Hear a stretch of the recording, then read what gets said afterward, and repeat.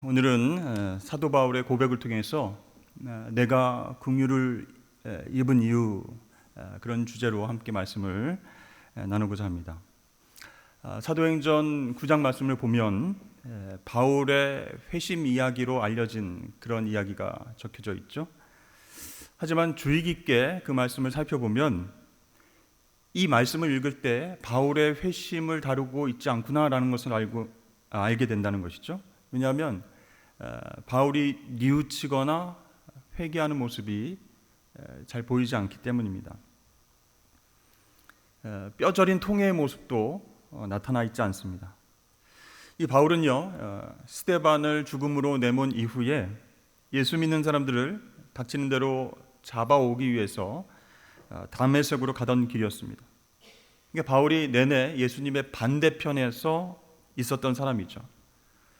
자, 예수님께서 하나님 나라에 대해서 가르치시고 당신이 메시아다, 하나님의 아들이다 이렇게 말씀하시고 기적을 베푸는 자리에 이 바울도 한 번쯤 있었던 것으로 보입니다.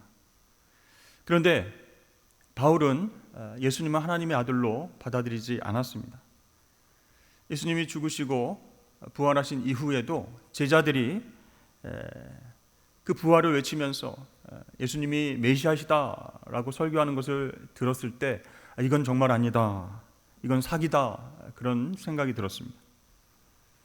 나중에는요, 이 예수 믿는 사람들 점점 많아지는데 그대로 두면 안 되겠다, 이런 생각을 강하게 갖게 되었습니다.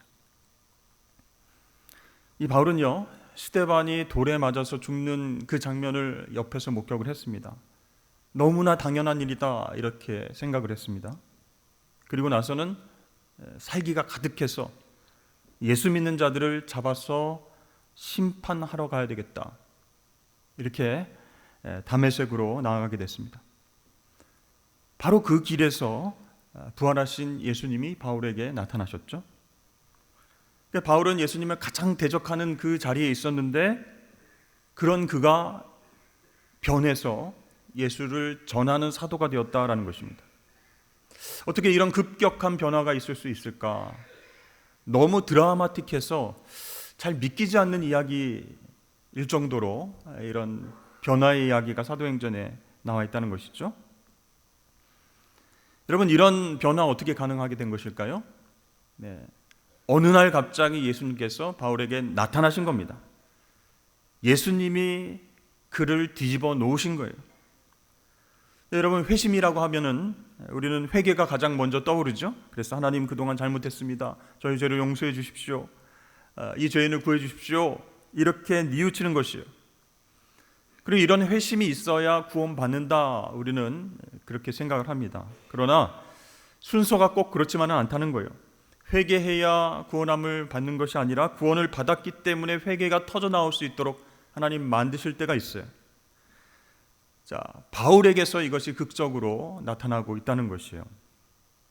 그러니까 바울은 회개에서 변화된 것이 아니라 부활하신 예수님께서 갑자기 바울에게 나타나신 이후에 변화를 경험하고 구원을 하나님 앞에 회개하며 나아가게 되었다라는 사실이죠. 근데요, 이 9장 말씀을 쭉 읽어보면 주님, 제가 잘못했습니다 라고 하는 어떤 바울의 뉘우침이 없다는 거예요. 그러니까 이제까지 바울은요, 예수님을 향해서 막 한 발 그 방향으로 돌진해서 치받으면서 반항을 합니다.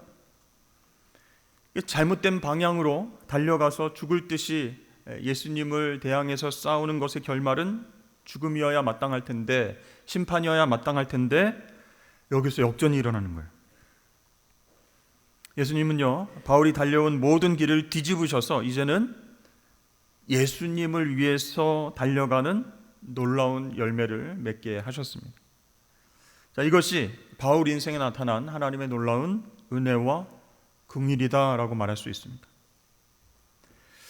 여러분, 바울을 위대한 사도로만 우리가 알고 있죠.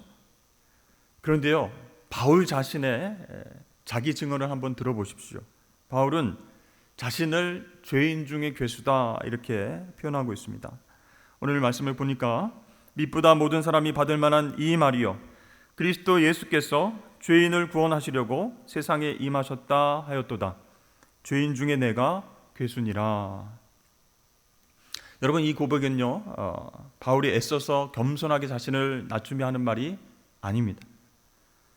예수님을 만난 이후에 깨달은 자기 이해를 담고 있는 그런 고백이에요.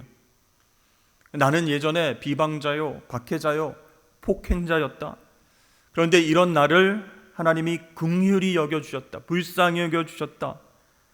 죄인의 우두머리인 나를 불러서 하나님이 당신의 은혜를 담아주셨다.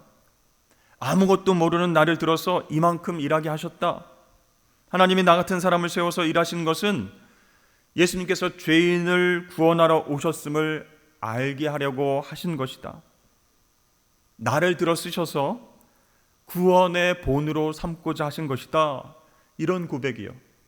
겸손에 따라서 나는 죄인 중에 계시다 이렇게 고백한 것이 아니고 철저한 예수님 만난 이후에 자기 이해를 바탕으로 하는 고백이었다라는 사실이죠. 자, 이 고백처럼 바울은 하나님의 긍휼을 입어서 사도가 되었습니다. 그의 의지, 그의 이해, 그것과는 다르게 철저히 하나님 편에서 계획되고 시작된 일이다라는 사실이에요.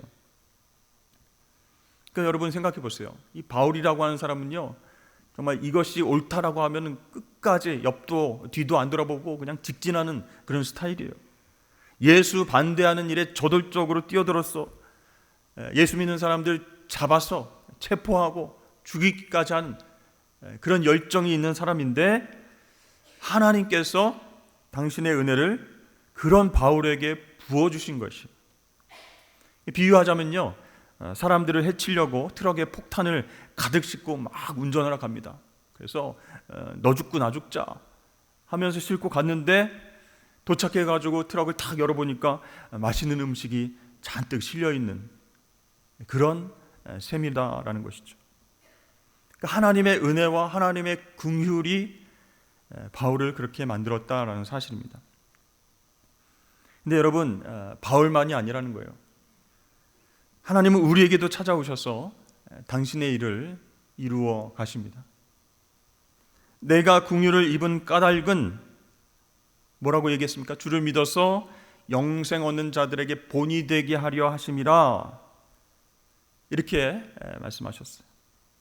그러니까 하나님은 이 바울을 세워서 구원과 은혜의 커트라인을 우리에게 보여주신 거예요. 그러니까 그 누구도 바울보다 더 바닥일 수는 없다라는 거예요.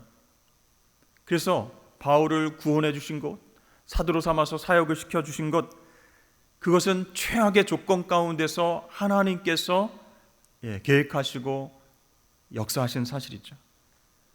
그러니 당연히 너희들은 바울보다 더 위대한 일들을 할 수 있다 라고 우리에게 보여주시기 위해서, 본을 보여주시기 위해서 정말 예수를 핍박하고, 그렇죠? 예수 믿는 사람들 잡아 죽이고 했던 그 바울을 들어서 쓰시는 거예요.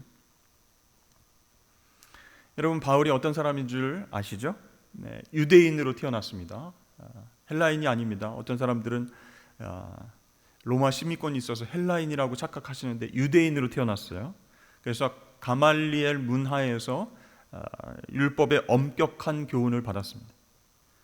그런데요, 이 나중에 예수 믿고 변화되어서 이 바울의 사역은 완전히 다른 방향으로 흘러가게 되었습니다. 갈라디아서 1장 11절부터 17절까지 말씀 보면 이 바울이 태어나기도 전에 이미 바울을 이방의 사도로 삼으려고 미리 작정하신 하나님의 택정함이 있었다, 이렇게 말씀하고 있어요. 여러분 한번 생각해 보세요. 하나님께서 이방의 복음을 전할 사도로 오래전에 바울을 선택하셨다면 이 바울을 어느 나라 사람으로 태어나게 하는 것이 제일 좋을까요? 네, 그 당시 로마 제국이 온 세계를 지배하고 있었을 테니 로마 사람으로, 로마의 장군이나 관리로 태어나게 하셨다면 이방인들에게 복음을 전하기에 딱 좋을 것 아니겠습니까? 근데 바울은 유대인으로 태어났다라는 거예요. 그러니까 하나님께서 미리 예전부터 작정하셨어요. 바울을 이방인의 사도로 쓰기 위해서 옛날부터 작정하셨는데 하필이면 유대교에 정통한 바울을 택하셔서 이방인의 사역에 도구로 쓰신다는 거예요. 그럼 여러분 생각해 보세요. 이 바울이 가졌던 교훈, 그가 가진 지식, 그가 가지고 있는 여러 가지 율법의 놀라운 능력, 전혀 힘을 발휘할 수 없는 그런 곳으로 부름받게 됐다라는 사실이에요. 그리고 이방인들 앞에서 복음을 전하니까 심한 반대와 핍박을 경험하게 된다는 것이에요. 왜 하나님께서 그렇게 사도로 삼으셔서 바울을 쓰셨을까? 이것이 하나님의 일하심의 신비다라는 사실이에요. 우리의 상식과 우리의 계획과 우리의 생각을 뛰어넘는 계획하심이 있으시다는 것이죠.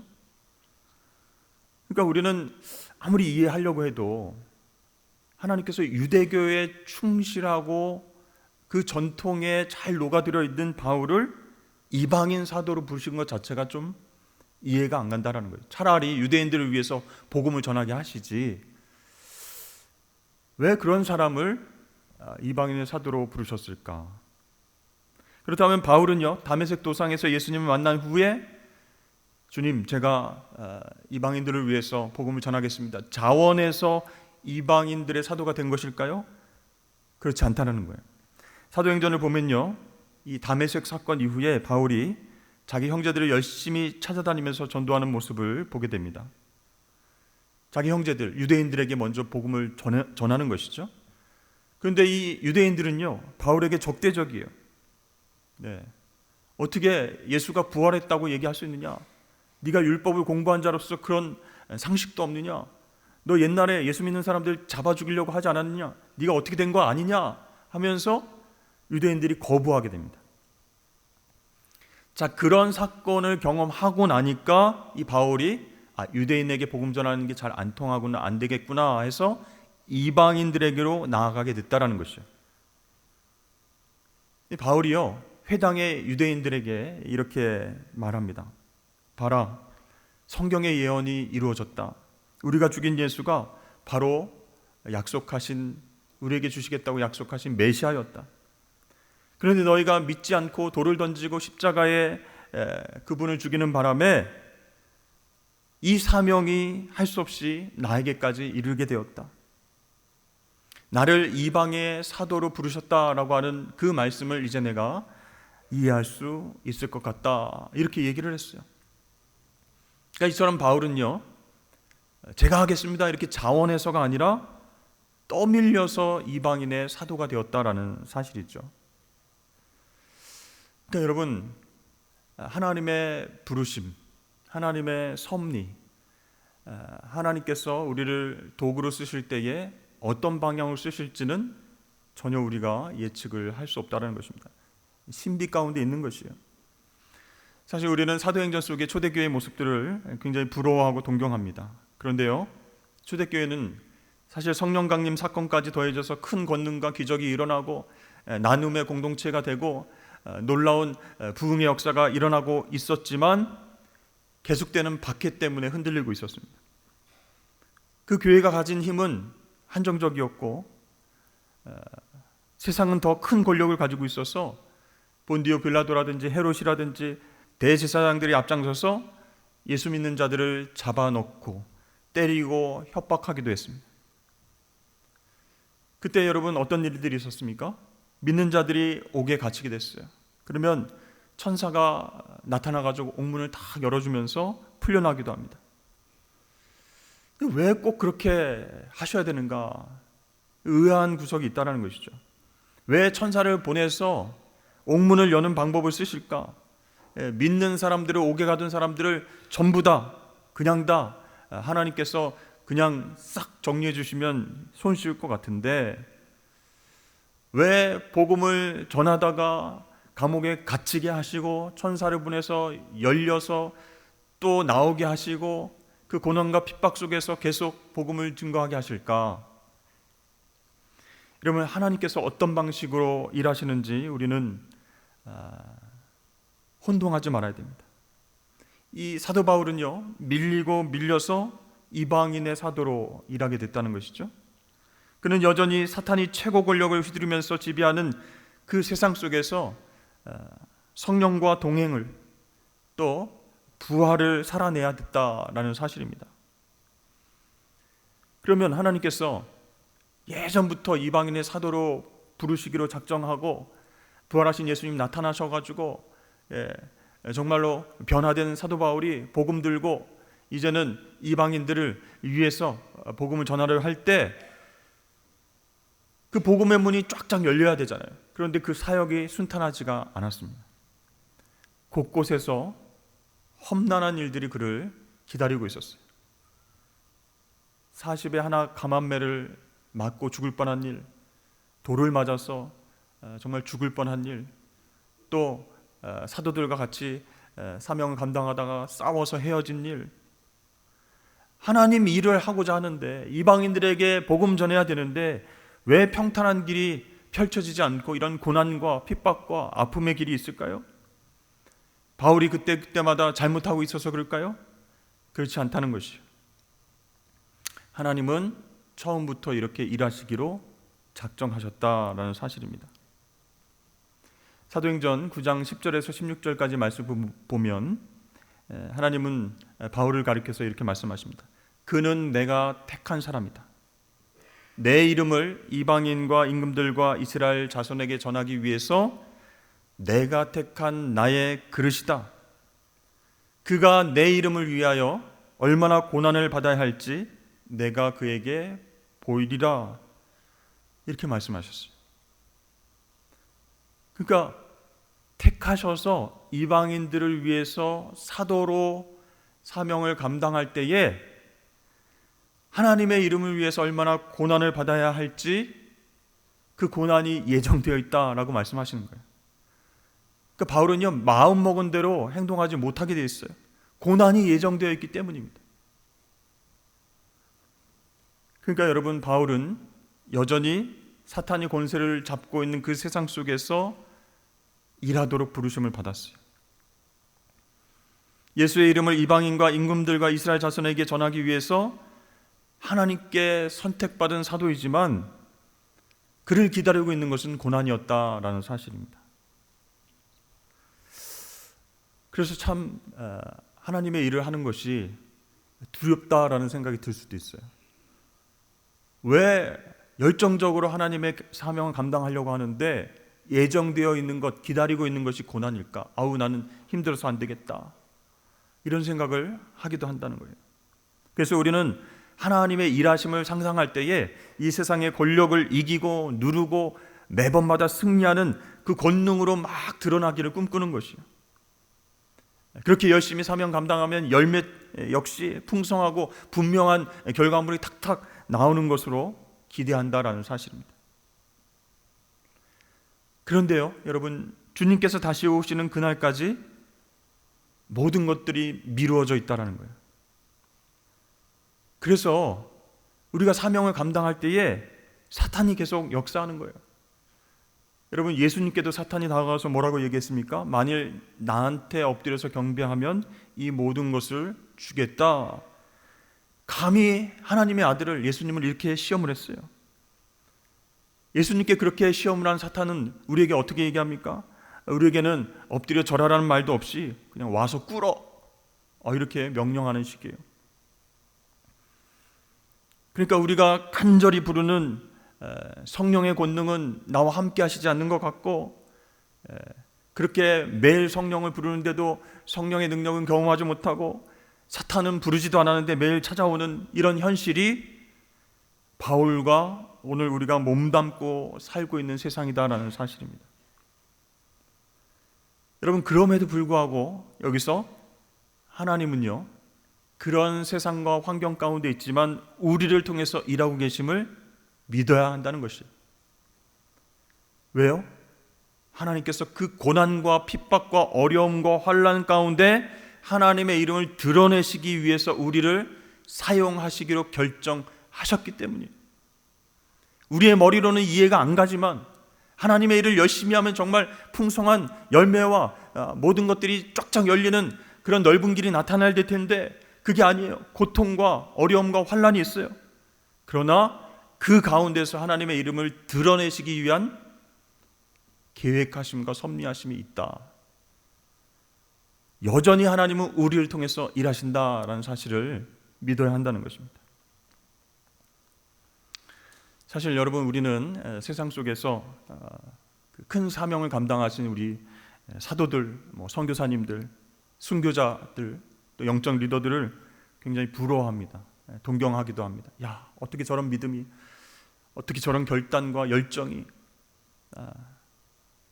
정말 그 십자가의 길로 나아가는 어떤 저런 결단을 하며 살 수 있었을까?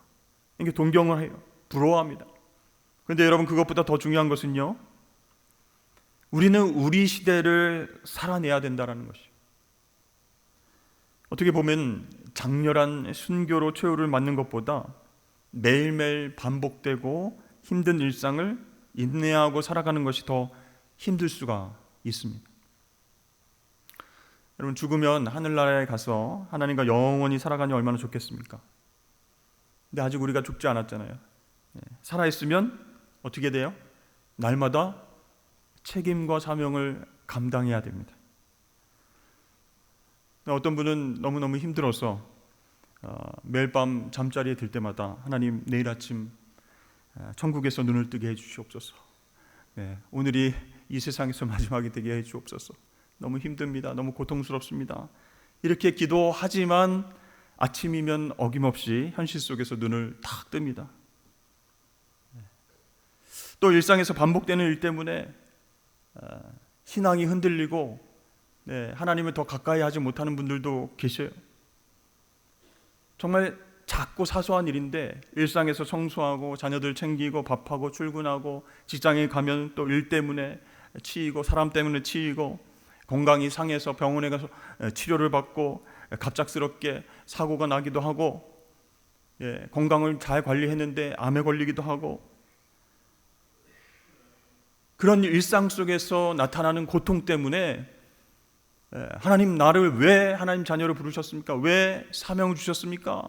힘들어하기도 한다는 것이.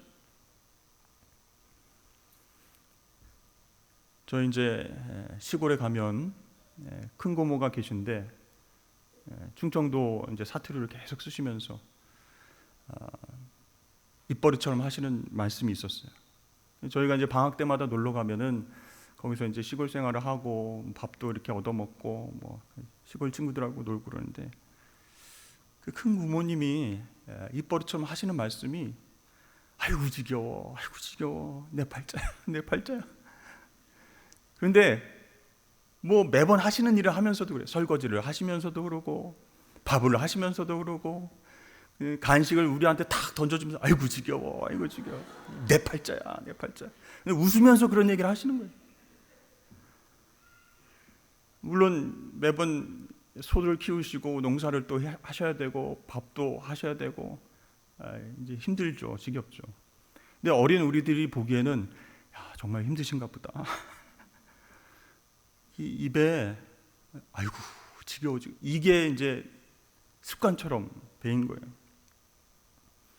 여러분 어떻습니까? 반복되고 계속되는 일상이 사소하고 지겹다 이렇게 느끼십니까? 여러분, 비록 사소하지만 우리 일상은 각자가 살아내야 하는 정말 중요한 시간들이다라는 것이. 힘든 과정도 있고 정말 어려운 일들도 만나지만 내가 긍휼을 입고 하나님 자녀로 살아가는 목적이 있다라는 사실이에요. 그것이 무엇입니까? 나를 통해서 하나님 영광을 드러내시려고 한다라는 사실입니다. 그래서 우리 안팎에서는요, 우리를 유혹하고 속이는 소리가 끊임없이 들립니다. 너희 가운데에 있는 일상 속의 고난은 네가 잘못했기 때문에, 너희 죄 때문이다. 그래서 이 모양 이 꼴로 지긋지긋한 인생을 살아가는 것이다. 너희가 일상적으로 매번 하나님 예배하고 봉사하지 그것만으로 네 인생이 달라질 것 같으냐? 지긋지긋한 그 예배와 섬김과 전도, 쉬어버려라. 아무런 열매도 없는데 뭘 그렇게 붙잡고 있느냐. 이렇게 사탄이 유혹을 하는 거예요. 여러분, 우리는 이 일상 가운데에 시험들을 이겨내고 나를 통해서 하나님의 영광이 드러날 수 있도록 하루하루 은혜 가운데 살아가야 할 줄로 믿습니다. 그러려면 어떻게 해야 될까요? 아이고 지겨워, 아이고 힘들어, 이렇게 말하는 대신 감사가 회복돼야 되는 거예요. 감사가. 바울처럼 감사가 회복돼야 되는데요, 오늘 12절 말씀을 보면 나를 능하게 하신 그리스도 예수 우리 주께 내가 감사함은 이렇게 시작하고 있죠.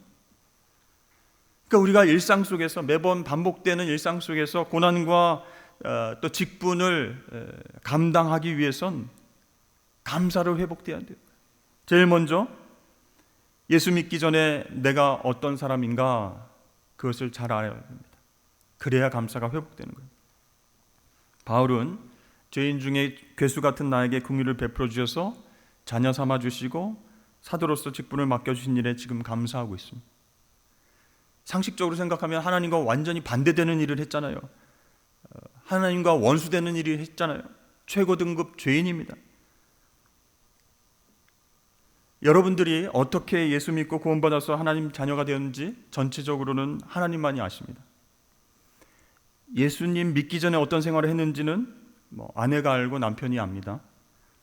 근데 가정을 이루기 전에, 결혼하기 전에 아동기, 청소년기에 어떤 삶을 살았는지 그거는 자신만 알죠. 그렇다면 예수 믿기 전에 나와 지금의 나를 비교해서 생각해 보면 감사가 넘치지 않겠습니까? 네, 그렇죠? 예수 믿기 전에 내가 어떤 사람이었는데 지금 이런 하나님의 자녀가 되었다라는 것을 생각해야 감사가 생길 수 있는 거예요. 우리 옆에 분들과 함께 이렇게 한번 인사하겠습니다. 예수 믿고 사람 되셨네요. 한번 인사하겠습니다. 네, 난 예수 믿기 전에도 이미 사람이었습니다. 이런 분들이 계신 것 같은데, 여러분, 하나님의 긍휼하심을 입어서 하나님 자녀로 살아가게 된 것 너무나 감사한 일이에요. 그 감사를 회복해야 힘든 일상 가운데서도, 고난 가운데서도 주님의 십자가의 길로 함께 나아갈 수 있는 것입니다. 두 번째는 오래 참아주심에 대해서 감사해야 된다라는 사실이에요. 그럼 바울은 무지한 사람이 아니죠. 네, 똑똑한 사람이었어요. 율법의 대가인 가말리알 문화에서 공부했고 바리새파에 속했고 로마 시민권까지 소유한 그런 지도자였습니다. 그런데 영적으로 눈이 멀었기 때문에 예수 믿는 사람들을 잡아서 고문하고 죽이기도 했어요. 자, 오늘날도 영적인 무지로 인해서 교회에 대해서 손가락질하고 하나님에 대해서, 예수님에 대해서, 신앙에 대해서 비판하는 사람들이 많이 있습니다. 중요한 것은 여러분, 무지가 무죄가 아니다라는 사실입니다. 바울은요, 영적 무지 때문에 하나님 앞에 범죄했는데 자신이 긍휼함을 입은 까닭은 주님께서 나를 오래 참아주셨기 때문이다 라고 고백했습니다. 부활하신 주님을 만나기 직전까지 오랫동안 율법을 배우고 예수를 부정하고 예수 믿는 사람들을 핍박했는데 그 모든 과정을 주님께서 오래오래 참아주셨다. 그래서 내가 긍휼을 입게 되었다라는 사실이에요. 여러분, 우리도 마찬가지입니다. 저와 여러분들도 하나님께서 오래 참아주시지 않았다면 이 자리에 남아있을 사람이 없다라는 것이죠. 근데 심판이 유보되었어요. 회개와 돌이킴의 시간을 주신 거예요. 그러니까 여러분, 지금이 은혜의 때고 긍휼을 입을 수 있는 기회다라는 사실입니다.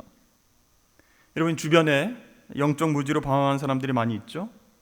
나 같은 죄인도 오래오래 참아주셔서 자녀가 됐는데 당신은 정말 하나님께서 사랑하시는 것 같습니다. 그러면서 예수님을 소개할 수 있어요. 전도할 수 있습니다. 자, 세 번째로 사람들의 본이 되게 하신 하나님의 섭리에 감사해야 된다라는 사실입니다. 16절 말씀에 그러나 내가 긍휼을 입은 까닭은 후에 주를 믿어 영생 얻는 자들에게 본이 되게 하려 하심이라 이렇게 말씀을 했죠. 여러분, 우리가 전도할 때 가장 강력한 전도의 내용이요, 누구도 부정하지 못하는 그런 내용이 무엇입니까? 예수님 믿고 변화된 나의 삶, 나의 모습이라고 할 수 있어요. 나를 좀 봐봐. 옛날에 나를 알잖아. 지금 어때? 많이 달라졌잖아. 다 예수님 때문이야. 나 예수님 믿고 이렇게 변화됐어. 다 예수님의 은혜라고 얘기할 수 있지. 나 같은 사람도 예수 믿고 이렇게 변할 수 있는데 당신 같은 사람이야 나보다 몇 배 낫잖아. 그러니까 하나님이 은혜를 주실 거야. 이렇게 전도할 수 있다는 거예요. 그러니까 예수님께서 바울을 이방인의 사도로 예정부터 정하시고 부르시고 사명 주신 이유는요, 바울같이 과거에 예수님 대적하고 핍박했는데도 구원받았다면 나는 바울처럼 그러진 않았으니까 나에게도 소망이 있다, 이런 마음으로 예수님께 올 수 있도록 자신을 샘플로 구원받는 자의 본이 되게 해주셨다라는 사실입니다. 그래서 바울은 어떻게 고백해요? 나 같은 사람을 후에 영생 얻는 자의 본이 되게 하신 하나님 섭리에 감사합니다, 이렇게 고백했던 것이죠. 사랑하는 성도 여러분, 하나님은 어떠한 죄인이든지 회개하면 용서하시고 사랑해 주실 뿐만 아니라 또한 귀한 직분까지 허락하시는 은혜의 하나님이십니다. 저와 여러분이 왜 그런 은혜와 긍휼을 입었습니까? 긍휼을 입은 목적이 무엇입니까? 이유가 무엇입니까? 하나님께 영광 올려드리기 위해서, 사람들에게 본이 되게 하시려고, 전도하게 하시려고 저와 여러분들을 먼저 구원해 주셨다는 사실입니다. 여러분, 오늘 본문의 바울의 신앙 고백과 감사를 통해서 우리도 하나님의 은혜와 긍휼에 늘 감격하며 감사가 끊이지 않는 삶이 되어야 우리가 십자가의 길로 나아갈 수 있습니다. 고난과 아픔 속에서도 하나님이 예정하셔서 나를 택하시고 불러주셨지, 이 고난과 어려움은 미리 예정된 것이지, 그 속에서 나를 통해서 하나님 영광이 드러나게 하시려고 이 길을 가게 하셨구나 라고 아멘 하고 갈 수 있어요. 근데 감사가 회복되지 않으면 아이고 지겨워, 아이고 힘들어, 내가 언제까지, 이런 마음이 든다는 것이죠. 여러분, 사순절을 기간을 우리가 보내고 있습니다. 바울의 신앙 고백과 같은 여러분만의 신앙 고백이 주님 앞에서 이루어지기를 바랍니다. 긍휼을 입은 이유가 무엇인가를 생각하시고 십자가의 길, 고난 속에서도 하나님의 영광을 찾아내시는 저와 여러분 되시길 축복합니다.